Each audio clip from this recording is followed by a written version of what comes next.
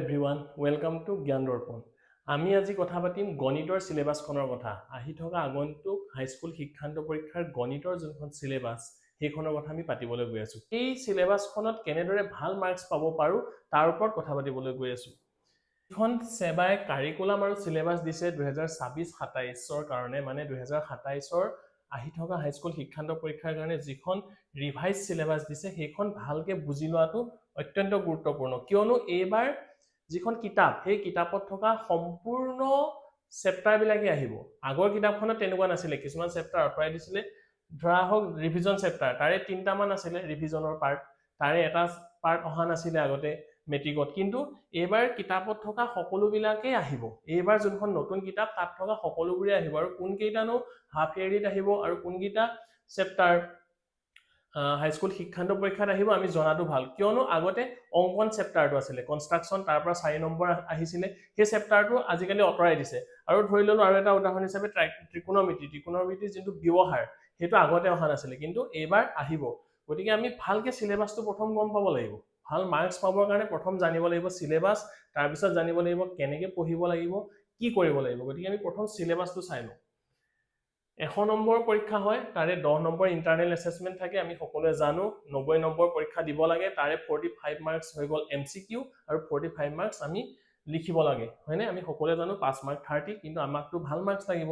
গতিকে আমি MCQটো ভাল মাৰ্কছ পাব লাগিব আৰু লিখাখিনিতো ভাল মাৰ্কছ পাব লাগিব। তাৰ কাৰণে আমি কেনেকে পঢ়িব লাগে সেইখিনি কথাটো কমেই আলোচনা কৰিম, আৰু কেনেকেনো ষ্টেপ মাৰ্কিং দিয়ে সেইবিলাক বিষয়ে আমি আলোচনা কৰিম। কিন্তু এতিয়া আমি প্ৰথম চাওঁ যে ৰিয়েল নাম্বাৰ 1 নম্বৰ যোনটো চেপ্টাৰ, সেইটো গোটেইটো চেপ্টাৰ আহিব, হোল চেপ্টাৰ। ইয়াত যদি আমি চাওঁ চিলেবাছখন, যদি আমি চাওঁ যোনখন চিলেবাছ দিছে ৰিভাইজ চিলেবাছ, ইয়াত দেখিছানে সব হোল চেপ্টাৰ আহিব, গোটেইখিনি আহিব, একো ইয়াৰ পৰা আঁতৰাই দিয়া নাই। যোনখিনি ইউনিট বোলে পলিনমিয়েলৰ যিমানখিনি ইউনিট আছে, যিমানখিনি পাৰ্ট আছে, তাৰ গোটেই হোল চেপ্টাৰটো আহিব। যেনেকৈ pair of linear equation in 2 variable, তাৰ গোটেই হোল চেপ্টাৰটো আহিব, মানে গোটেই কিতাপখন আহিব। কিতাপখন তোমালোকে চাব লাগিব, তাত থকা অনুশীলনীবিলাকতো কৰিব লাগিবই, তাৰ উপৰিও যিবিলাক উদাহৰণ দিয়া আছে সেইখিনিও কিন্তু তোমালোকে চাব লাগিব।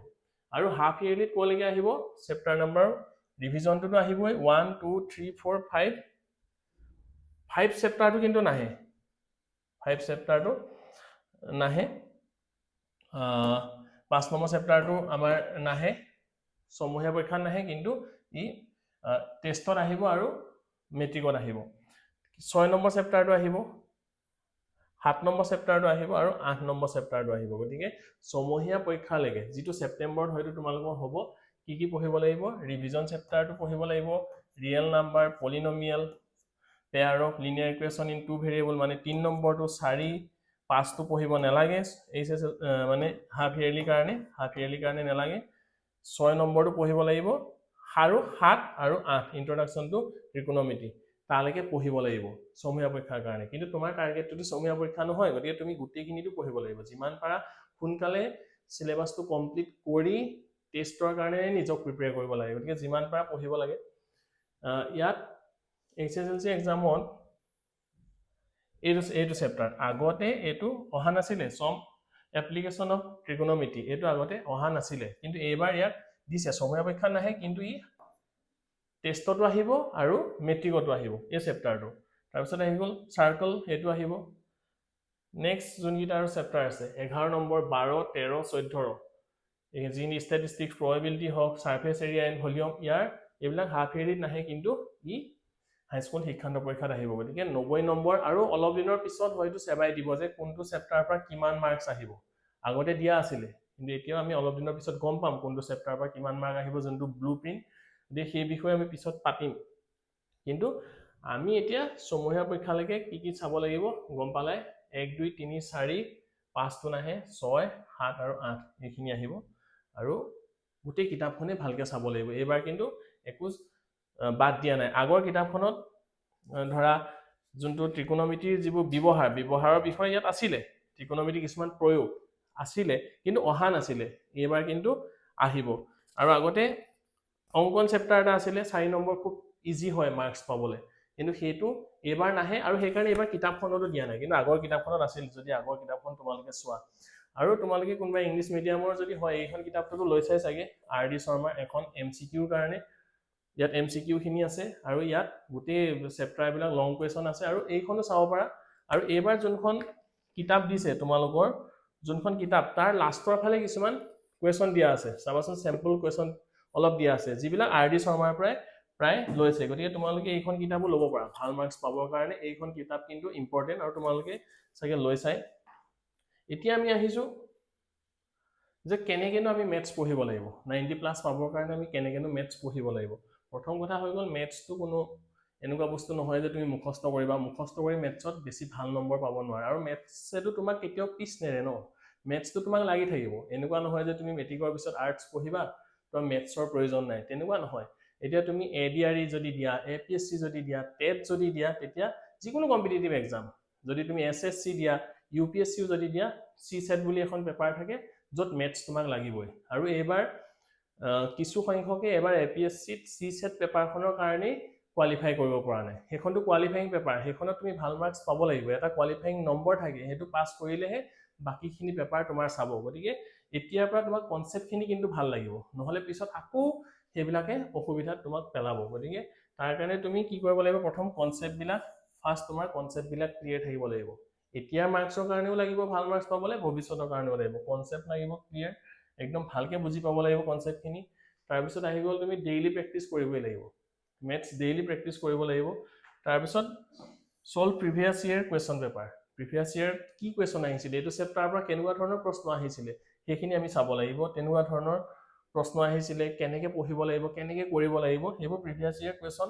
চালে আমি পাৰিম সেইবিলাক চেপ্টাৰ আমাৰ ঠিক হৈ যাব যিকোনো এটা চেপ্টাৰ ল'লা তাৰ পৰা তুমি চালা যে আগতে কেনেকুৱা প্ৰশ্ন আহিছিলে সেইবোৰ তুমি প্ৰেক্টিছ কৰিলে সেইবোৰ কৰিলে তুমি গম পাবা যে নেক্সট কেনেকুৱা ধৰণৰ আৰু প্ৰশ্ন আহিব পাৰে আহি থকা যোনটো পৰীক্ষা তাৰপিছত আহি গ'ল ফৰ্মুলাৰ কাৰণে এখন নোটবুক তুমি ল'ব পাৰা কিয়নো আমাৰ বহুতখিনি ফৰ্মুলা আছে ত্ৰিকোণমিতিয়ে হওক এৰিথমেটিক প্ৰগ্ৰেশ্যনে হওক গতিকে তাৰ কাৰণে যদি এখন তোমাৰ অকল ফৰ্মুলাৰ কাৰণে যদি এখন বহি থাকে সেইটো তোমাৰ কাৰণে সুবিধা হয় হয়নে সেইখিনি এই বস্তুকেইটা তোমাক প্ৰথম অৱস্থাত লাগিব ক্লিয়াৰলি তাৰপিছত আৰু সাকসেছটো এনেকুৱা নহয় যে এদিনতে আহি যাব এদিনতে তুমি পাৰিবা তেনেকুৱা নহয় তোমাক আৰু সফলতা অকল মুখস্থ কৰাৰ পৰা নাহিব কি ক'ৰ পৰা আহিব বুজি পোৱাৰ পৰা লাগিলে তুমি মেথছ হওক সায়েন্স হওক যিকোনো সাবজেক্টে নহওক কিয় অকল মুখস্থ কৰিলে নহব বুজি কিন্তু পাব লাগিব তাৰপাছত যোনবিলাক টপাৰ্ছ বিলাক কেনেকেনো সিহঁতে কিছুমান এনেকুৱা আছে তোমাৰ লগৰে তুমি চাবা কম পঢ়ি পেলাও বেছি মাৰ্কছ পায় হয়নে কি কাৰণে সিহঁতে কনচেপ্টবিলাক ভালকে বুজি লোৱাৰ পিছত সেই পাৰ্টিকুলাৰ টপিকটোৰ পৰা যি প্ৰশ্নই নাহক সিহঁতে কৰিব পাৰে গতিকে সেই কনচেপ্টটো ইম্পৰ্টেণ্ট সেই কনচেপ্টটো যাতে ক্লিয়াৰ হয় তেতিয়া তোমাৰ কনফিডেন্সো বাঢ়িব সেই কনচেপ্টখিনি এতিয়া ঠিক কৰিবলৈ চেষ্টা কৰা আৰু পৰীক্ষালৈতো বেছি দিন নাই গৰম বন্ধটো কেনেকৈ পাৰ কৰিলা এতিয়া যদি ভালকে পাৰ কৰিছা ভাল কথা যদি এতিয়া তুমি সময়ক যদি গুৰুত্ব দিছা ভালকে সময়ক যদি সন্মান কৰিছা তেতিয়াহ'লে সময়ে তোমাক এটা সময়ত উচিত মূল্যই দিব কিন্তু এতিয়া যদি সময়ক তুমি অপব্যৱহাৰ কৰিছা সময়ৰ কিন্তু পিছত সময়ও কিন্তু তোমাক ভালকে যাবলৈ নিদিব বুজি পাইছা গতিকে সময়ৰ সদ্ব্যৱহাৰ কৰিব লাগিব কিন্তু আৰু যোনবিলাক মিষ্টেক ল'ৰা ছোৱালীয়ে কৰে ভাল নম্বৰ যাৰ কাৰণে হেৰাই যায় যাৰ কাৰণে অপৰচুনিটি হেৰাই যায় যিকোনো তাৰ প্ৰথম কথা হৈ গ'ল মোবাইল অৱশ্যে মোবাইল নাচালেও নহ'ব অলপটোতো লাগিব ন তথাপি তাক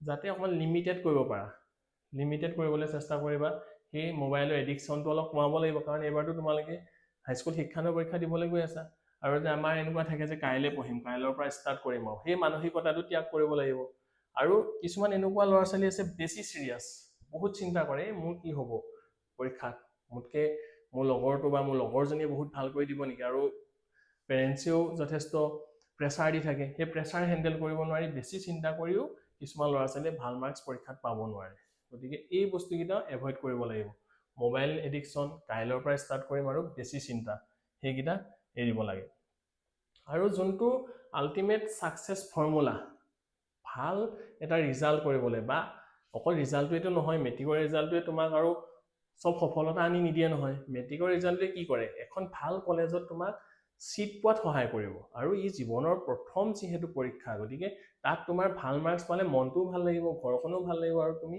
আগবাঢ়ি যাবৰ কাৰণেও এটা উৎসাহ পাবা গতিকে প্ৰথম পৰীক্ষাটো সদায় ভাল কৰিবলৈ চেষ্টা কৰিব লাগে এনেকুৱা নহয় যে মেট্ৰিকত মই 90+ পাই গ'লো মানে মোৰ জীৱন বনি গ'ল, তেনেকুৱা কথাও নহয়। কিন্তু ভাল হ'লে ভাল, তেতিয়া ভাল কলেজত পাবা, ভাল ল'ৰা ছোৱালী লগ পাবা। কিন্তু নহ'লে এনেকুৱা হ'ব, ভাল মাৰ্কছ নাপাবা, লগৰে তোমাৰ কাষত বহি থকা লগৰে বোলে ভাল কলেজ এখনত পঢ়িবলৈ চিট পালে, তোমাৰ নম্বৰ কম হোৱাৰ কাৰণে বোলে পঢ়িবলৈ নাপালা। সেই ৰিগ্ৰেটটো থাকি যাব। সেই ৰিগ্ৰেটটো যাতে থাকি নাযায় তাৰ কাৰণে কিন্তু চেষ্টা কৰিব লাগিব সময় থাকোঁতেই। এই সফলতা আহিবৰ কাৰণে প্ৰথম আহি গ'ল কনচিষ্টেঞ্চি, মই কৈ আছোঁ। তাৰপিছত আহি গ'ল স্মাৰ্ট ষ্টাডি। অকল পঢ়িছোঁ বুলি আৰু পঢ়ি থাকিলেও নহ'ব, অলপ স্মাৰ্টলি পঢ়িব লাগিব। ৰিভিজন, এইটো বহুত বেছি ইম্পৰ্টেণ্ট। ৰিভাইজ কৰিব লাগিব যিবোৰ পঢ়িছা। আৰু চেল্ফ বিলিভ, নিজৰ ওপৰত বিশ্বাস যদি থাকে, ছাকচেছ ডেফিনেটলি হ'ব। এইকেইটাই কনচিষ্টেঞ্চি, স্মাৰ্ট ষ্টাডি, ৰিভিজন আৰু চেল্ফ বিলিভ, এইকেইটা তোমাৰ যদি আছে তেতিয়াহ'লে তোমাৰ সফলতা একদম নিশ্চিত। গতিকে এইখিনিয়ে কথা। প্ৰথম কথা, তোমালোকে চিলেবাছটো ভালকৈ চাই লোৱা, কিতাপখন ভালকৈ চাই লোৱা, বুজি লোৱা। আগৰ আহিব লগা কিছুমান আগতে অহা মানে কিছুমান চেপ্টাৰ নাহে, যেনে মই ক'লোঁ কনষ্ট্ৰাকশ্যনটো, আৰু আগতে নহা চেপ্টাৰ আহিব, যেনে ত্ৰিকোণমিতিৰ কিছুমান প্ৰয়োগ। গতিকে ভালকৈ পঢ়া শুনা কৰা, স্কুলত ভালকৈ চোৱা, টিউশ্যন ক্লাছত ভালকৈ শিকি লোৱা, ইউটিউবত ভালকৈ বুজি লোৱা। তোমাতকেতো আৰু বেলেগে তোমাক ভালকৈ বুজি নাপাব ন। গতিকে তুমি নিজক এইকেইদিন মুঠতে ঠিক কৰা। গতিকে মোৰ শুভেচ্ছা থাকিল তোমালোকলৈ। Thank you and all the best.